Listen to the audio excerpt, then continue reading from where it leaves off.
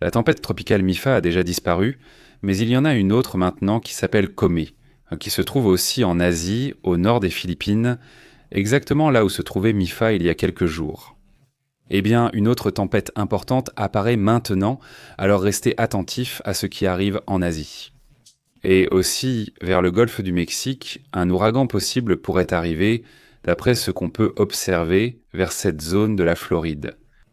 Le phénomène va passer au-dessus de la Floride et il pourrait devenir une tempête tropicale ou même un ouragan. D'après les rapports, il y a 10% de chances, très peu de chances que cela devienne un ouragan, mais bon, nous verrons bien comment cela évolue. D'ailleurs, dans le Pacifique, c'est très calme. Jetons rapidement un coup d'œil du côté du Pacifique, on voit qu'il y a un phénomène. Mais c'est très loin du Mexique, des États-Unis et de l'Amérique centrale, à des milliers de kilomètres, et cela se dirige vers l'ouest. Il s'éloigne de plus en plus, mais d'un autre côté remarqué. L'analyste Martin Wolf a averti qu'une victoire de la Russie sur l'Ukraine pourrait provoquer une crise continentale, affaiblissant toute l'Europe et renforçant l'influence de Moscou dans la région. Cela ainsi que le retrait possible des États-Unis d'Europe. La Russie a subi environ 5 fois plus de pertes que l'Ukraine. C'est impressionnant. Ceci en comparaison avec les guerres précédentes, les guerres russes et soviétiques combinées entre la fin de la Seconde Guerre mondiale et le début de l'invasion à grande échelle. En février 2022, le chiffre a déjà démenti l'attente d'une victoire rapide de Vladimir Poutine, pensant que cela allait être une promenade militaire. Très simple, mais il s'est avéré que ce n'était pas le cas. Selon l'analyse de Martin Wolf, principal commentateur économique du Financial Times, il explore les implications profondes de cette guerre, ce que pourrait signifier un résultat ou l'autre. Ce qui se joue, ce n'est pas le destin de l'Ukraine, mais bien le destin de l'Europe.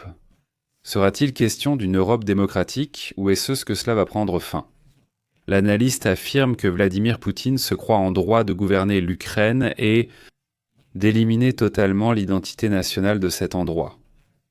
Écoutez, eh bien, si vous le croyez, il s'est passé ce qui devait arriver. Regardez, cela fait déjà 10 jours, à peu près 9, 10 jours par là. En Iran, il y a des explosions, des fuites, toutes ces choses qui se passent tous les jours. D'après les rapports, l'Iran aurait enregistré une série d'incendies et d'explosions presque tous les jours, touchant aussi bien des raffineries que des immeubles résidentiels, ce qui suscite de l'inquiétude dans tout le pays. Bien que publiquement, les autorités accusent l'infrastructure délabrée et les fuites de gaz. Après, 3 hauts responsables iraniens, dont un membre de la garde révolutionnaire, ont affirmé en privé qu'il pourrait s'agir d'une campagne de sabotage combinée. Les soupçons se portent sur Israël en raison de son long historique d'opérations clandestines sur le territoire iranien. Un responsable européen qui coopère avec l'Iran a également soutenu cette théorie, indiquant qu'il pourrait s'agir d'actes de guerre psychologiques. L'une des principales explosions, la plus grave, s'est produite dans la raffinerie d'Abadan. Là-bas, une personne a perdu la vie et plusieurs groupes ont été blessés. Certaines explosions dans des immeubles d'appartements ont été si intenses qu'elles ont fait s'effondrer des murs et des toits. À Qom, une explosion a presque entièrement détruit un immeuble. Attribué à une fuite de gaz délibérée, un incendie qui aurait également été provoqué par des agents infiltrés présumés. Le complexe résidentiel à Téhéran touché, considéré comme l'un des immeubles les plus, disons, importants pour le régime, car il abrite des employés du pouvoir judiciaire, a également été la cible d'une explosion. Ce qui, selon des sources, pourrait être une tentative de semer la peur parmi les juges et les procureurs. Selon lui, le directeur du Mossad aurait aussi fait une déclaration en juin. « Nous serons là comme nous l'avons été jusqu'à présent », dit-il, laissant entendre qu'Israël continuera d'opérer à l'intérieur de l'Iran et qu'ils ont toujours opéré à l'intérieur de l'Iran. C'est le message que donne le directeur du Mossad. Le contexte est encore plus tendu après la récente guerre des 12 jours, qui s'est terminée par un cessez-le-feu fragile qui pourrait prendre fin à tout moment. Il s'agit du général Gholam Hossein Gaïb Barbar. Il est la figure clé de ce qui serait la répression interne. Il y a quelques jours, il a perdu la vie. Un autre général a également perdu la vie. Officiellement, on dit que c'est à cause de blessures anciennes, mais beaucoup soupçonnent qu'en réalité, il s'agissait d'un sabotage visant à éliminer ce général. D'après les rapports, des messages cryptiques et sarcastiques sont apparus sur les réseaux sociaux, y compris un du Mossad qui disait en farsi « Explosion après explosion », disait-il. « Quelqu'un devrait enquêter sur ce qui se passe là-bas », disait le Mossad de façon sarcastique aux utilisateurs iraniens sur Facebook. D'un autre côté, l'analyste Omid M. Madian aurait averti que le manque de transparence du régime ne fait qu'accroître la peur.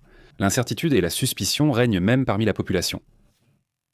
Cela a également été une partie de la gestion presque paranoïaque où tout le monde accuse tout le monde.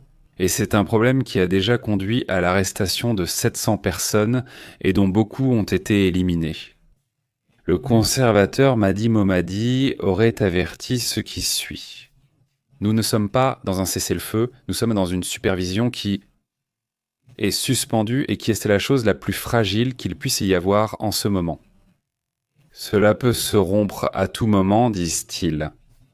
Ce qui augmente, c'est la panique, la peur. Beaucoup de gens font des achats de panique et il y a ces fuites.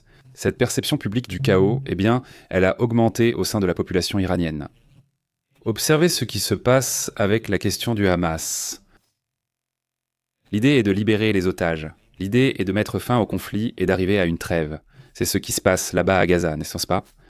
D'après ce que rapportent en ce moment ceux qui sont en train de faire cette négociation qui a lieu là-bas au Moyen-Orient, ils n'arrivent pas à communiquer avec les gens qui sont à Gaza, c'est-à-dire avec ceux du Hamas qui sont à Gaza. Il faut l'approbation des chefs du Hamas dans la bande. Et selon une source, il pourrait être assez difficile d'arriver à cette mesure, même si certains progrès ont été réalisés dans les négociations. Tant qu'il n'y a pas de communication avec le groupe qui se trouve à Gaza, il ne peut pas y avoir de résultat. Les négociations au sein du Hamas, ou plutôt avec le Hamas à Doha, n'ont pas pu aboutir parce qu'ils ne peuvent pas communiquer avec les dirigeants du groupe terroriste qui vivent à Gaza. Face à la frustration croissante des médiateurs en raison de la lenteur, il semble qu'il n'y aura pas de déclaration. Il semble qu'il n'y aura pas de délibération prochainement. Puisqu'ils sont coupés du monde en interne, il est donc très compliqué d'obtenir rapidement un résultat de ces négociations possibles. Donc faites attention à ce sujet, car c'est une affaire qui reste encore chaotique. L'objectif, d'après ce qui est rapporté, est d'avoir bientôt des informations, bientôt d'obtenir déjà un résultat, et en tout cas, parvenir à une trêve où tous les otages seraient libérés. Déjà hier, il disait que ces conversations avaient bien progressé, mais ensuite elles sont mises en pause et ralentissent. Bref, c'est une accumulation de problèmes. Ils sont là à Doha, il y a aussi des Égyptiens, il y a un groupe israélien, il y a des gens de l'Organisation des Nations Unies, bref, il y a plusieurs personnes. Ils essaient donc de négocier pour que les otages soient libérés et qu'une trêve soit instaurée parce qu'il y a actuellement un problème de famine à Gaza. C'est vraiment très dur. Vous vous rappelez les images des années 90 d'enfants somaliens squelettiques, réduits à la peau et aux os ? Beaucoup d'enfants sont comme ça de nos jours, pas tous, mais une bonne partie. C'est vraiment difficile en ce moment. Changeons de sujet à cet égard. Qu'est-ce qu'Israël dit face à tout ce qui se passe aujourd'hui ? Ils assurent qu'ils sont au point le plus proche d'atteindre les objectifs de la guerre, y compris le retour des otages et la fin de Hamas. Mais il reste le Yémen, il reste d'autres sujets, par exemple avec l'Iran, c'est-à-dire, il y a d'autres objectifs qui pourraient aussi continuer à étendre le conflit. Écoutez, à part ça, regardez ce que disent les États-Unis sur le Mexique, sur la frontière du Mexique spécifiquement. Le FBI affirme qu'eux et le département de la sécurité intérieure sont d'accord pour dire qu'ils pensent que des attaques du crime organisé avec des drones arriveront bientôt. Honnêtement, je ne sais pas, tu vois. Je ne sais pas ce qu'ont vu les services de renseignement, mais il serait étrange que le crime organisé veuille attaquer ainsi. Surtout que ce qu'ils veulent, c'est avoir le moins de visibilité possible, ils veulent passer inaperçus, ne pas attirer l'attention. Ce ne sont pas un groupe terroriste. typique du moins. Mais ils opèrent d'une manière différente, mais eux, ils disent. Les responsables du département de la sécurité intérieure et du bureau fédéral d'enquête assurent qu'il est inévitable que les attaques de drones des cartels commencent à être utilisées dans d'autres régions. Il est vrai qu'ils ont été utilisés entre groupes, voire contre des policiers qui viennent les poursuivre. Mais cela attire mon attention. Et si ce n'était qu'une question de temps avant que les Américains ou les forces de l'ordre des États-Unis ne soient dans la cible d'attaques dans les zones frontalières avec le Mexique. Selon ce que dit Esteban Wilgubi, directeur du bureau de gestion des problèmes des systèmes de drones du département de la sécurité intérieure. Voici la question. Est-ce que ce ne serait pas un prétexte, et soudain il y aura une attaque ? Et avec ce prétexte, alors entrer opérer au Mexique central avec des forces armées au Mexique.